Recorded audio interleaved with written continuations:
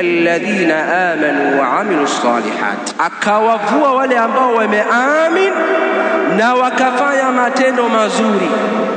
illa alladhina amanu wa amilus salihat watawasaw bil haqq watawasaw bis sabr, isipokuwa wale ambao wameamini.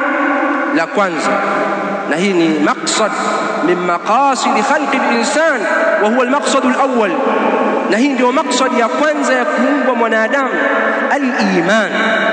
Mwanadamu lazima awe na iman, amwamini Allah subhanahu wa ta'ala, auamini uwepo wa Allah subhanahu wa ta'ala, uwepo wa muumba wa mbingu na ardhi, aamini kuwa kuna kufa na kufufuliwa, aamini kuwa kuna kulipwa tunayotenda hapa duniani.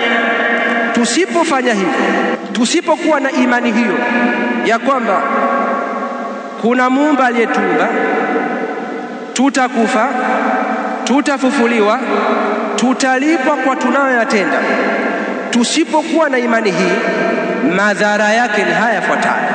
Dhara la kwanza anadhurika nafsi yake, kwa sababu atenda kuchomwa na Allah subhanahu wa ta'ala. Kwa hiyo madhara ya nafsi yake kwanza. Lakini madhara ya pili ni madhara ya kutojali lolote hapa duniani. Mtu ambaye haamini kuwa kuna kulipwa, hajali lolote, yani yuko tayari kufanya lolote lile, liwe la halali au la haramu, kwa sababu yeye anaona hakuna kulipwa, nikifa nimekufa, nimemalizika.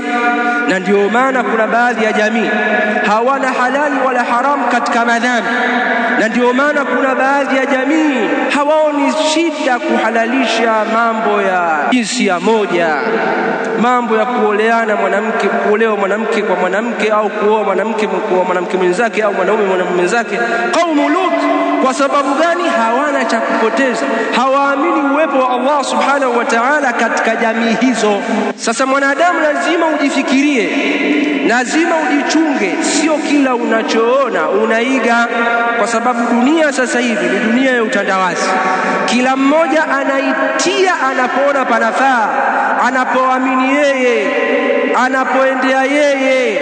Yule atakuitia kupitia mitandao ya kijamii, kupitia TikTok, kupitia Instagram, kupitia magrupu ya WhatsApp, kupitia website mbalimbali, atakuitia katika kuamini analoamini yeye, kwamba ustaarabu ni mwanamume kuolewa na mwanamume mwenzake, mwanamke kuolewa na mwanamke mwenzake. Hakuna habari ya ndoa, hakuna habari ya familia.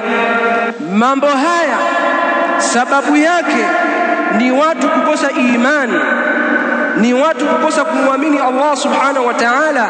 Na ndio maana qaumu Lut, watu wa Lut ambao wamemuasi Nabiiullah Lut, wakaingia katika matatizo haya.